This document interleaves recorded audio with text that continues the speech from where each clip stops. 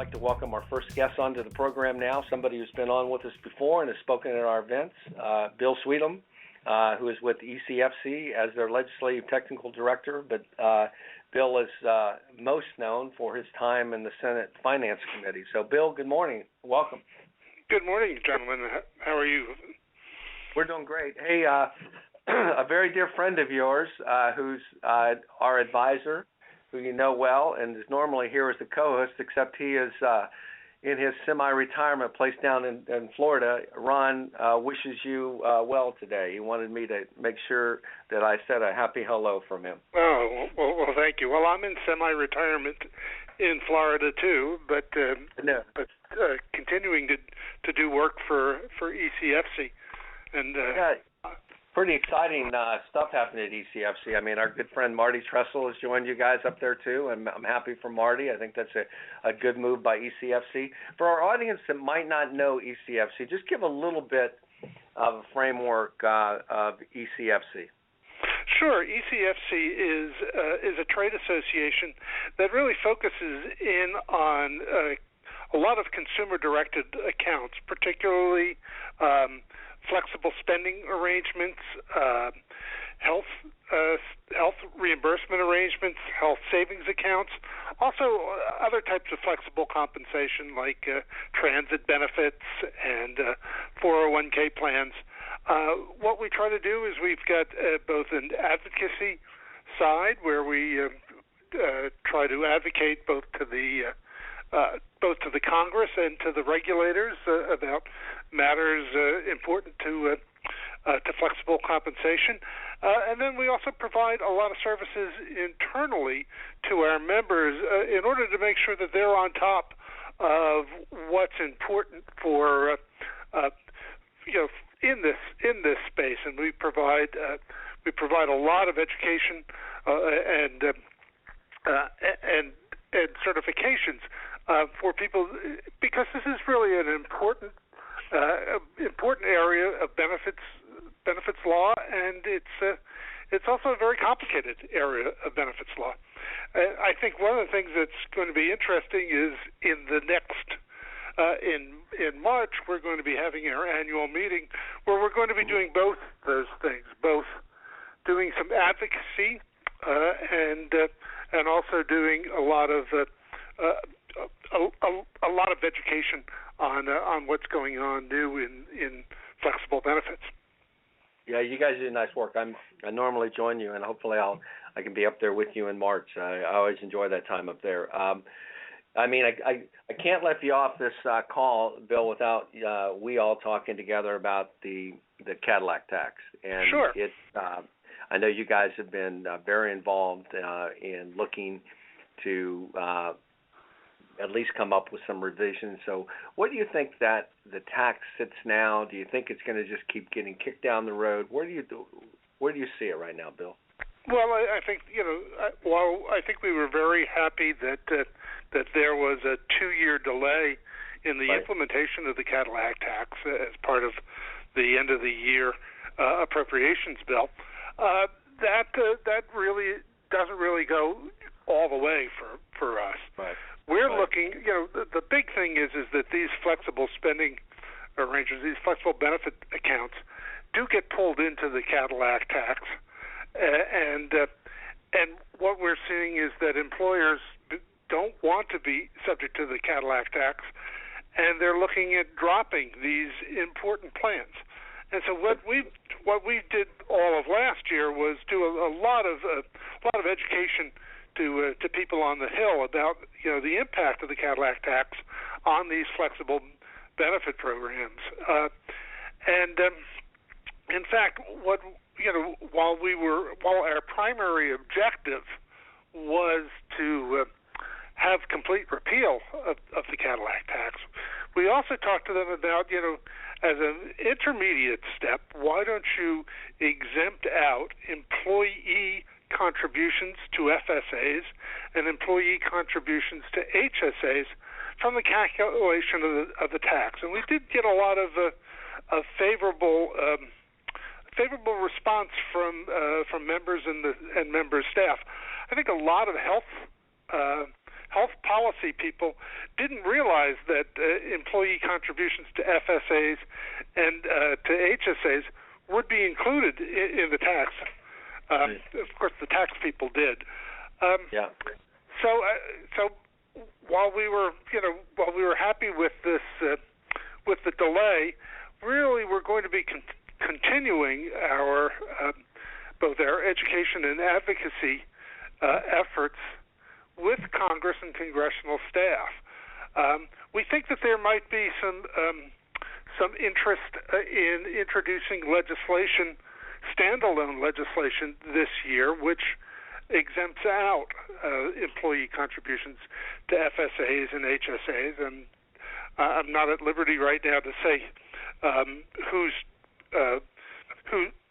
which members of Congress are thinking about doing that. But we do have a number of members of Congress that are very sympathetic to our plight. So, Bill, is that are employer contributions being talked about as well, like an employer contribution to an employee's HSA, or? At this point, we have. It's been mentioned, but I think that in the first steps, I think what they wanted to do would be something a little bit more limited, because there are limits on employee contributions into an FSA, and there are limits to employee contributions into a HSA. So I think that the initial view of this was just employee contribution, because it just doesn't it doesn't seem fair that an employee's own contribution would be treated as an employer contribution for purposes of the tax. Right. So I think we get a lot of traction on that end. And the argument is, an employer, the way I understand Cadillac tax, or an employee can still contribute, but as the law is written, but it would be after tax dollars. The argument is to allow an employee to contribute with pre-tax dollars, right? Right. Let's look at if we look at a contribution to an HSA. If you do it through a pre-tax contribution through your employer, you not only get the tax deduction, you get it's that contribution is not counted towards your income tax. It's also not counted towards your Social Security tax, your FICA taxes. Right.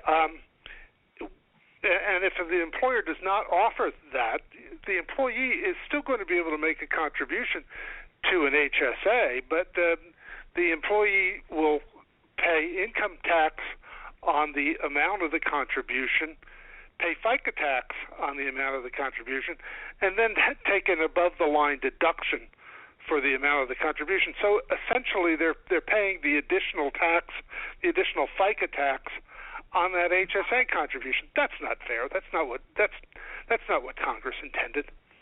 No, I absolutely agree with you. And to look at an FSA, if we don't get some revisions made, I mean, HSAs may remain even with the Cadillac tax. I mean, with all the negatives you're highlighting, I think it's a good point.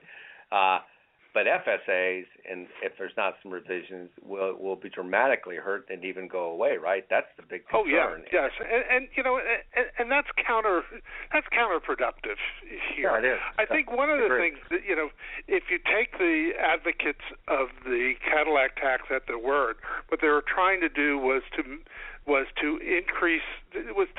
make people more effective consumers of healthcare, and a Cadillac tax maybe would increase deductibles and copays, which would lead to that. Well, we already are providing through FSAs and HSAs a means for employees to be more effective consumers of health care. And to then have the Cadillac tax deprive employees of the availability of that consumer friendly account just seems counterproductive. And also, Bill, I can't, we're hearing in an election year, and I'm not going to get into the politics of it, but all sides talk about the middle class, and you're highlighting, unless we can get some revisions to the Cadillac tax, we're really hurting the middle class, are we not? Yes, we are. One thing that everybody should realize is that, our studies show that the people who have the average income of people who have an FSA is about $57,000, which is 300% of the federal poverty level. Well, the subsidies for health insurance under the exchange go up to people with up to 400% of federal poverty level. So these are the people that we are concerned about, people at the 300% of poverty level. The other thing is, and this I sometimes hear from people on the Hill, is that, FSAs, they only benefit high-paid people. They get the tax breaks there. But, one of the best things about an FSA is that it is a budgeting mechanism for regular middle-class people. They get amounts taken out of their paycheck every pay period, put in, which can be used for health care, qualified health expenses. Well, that's a wonderful budget, a budget mechanism for them, and so that they know that when I have a high deductible that I have to or a big copay in March, well, I've got money that's been put away for that, and that I'm going to be able to access that money for health benefits. If you take away the ability for people to have an FSA, it doesn't mean they're going to have to scrounge around to find ways to pay for those high deductibles and copays, rather than already having budgeted for those amounts through regular payroll deductions. And I think ECFC did great work along with some others. I mean, we just got the FSA kind of in good order. I mean, first of all, we capped it so there's no excess out there. I mean, there's an amount that is reasonable. We add the ability for some to carry over, so a consumer, meaning an employee, can better manage those funds to use it properly, right? So, so ECFC has been very much involved in trying to make sure that people can effectively use their FSAs and their HSAs to be effective healthcare consumers.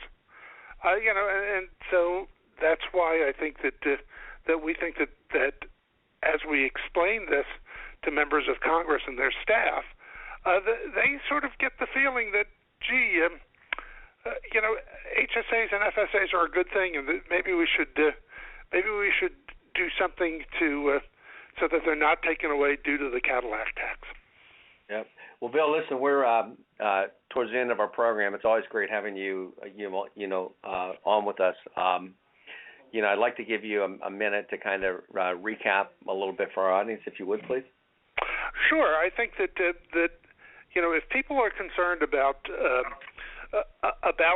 the impact of the Cadillac tax on FSAs and HSAs, something that they could do is ECFC has been instrumental in setting up a website called My Money, My Health, which we're using as a very effective lobbying tool with members of Congress. This way, people are able to go in and tell their personal stories about why an FSA and why an HSA has been very helpful to them, and those are the sort of stories that people in Congress like to hear, and so that should be exceptionally helpful. And that I would tell your listeners that might be a very good thing to do would be to take a look and to go on that website and leave their stories and let people in Congress know that HSAs and FSAs are really a good thing, and it's a good consumer-based product. Yeah, we agree. Well, listen, great to have you on. We here at the IHC look forward to working closely with ECFC on your initiatives as well. You take care and have a great weekend, Bill. Appreciate it. Thank you. You too.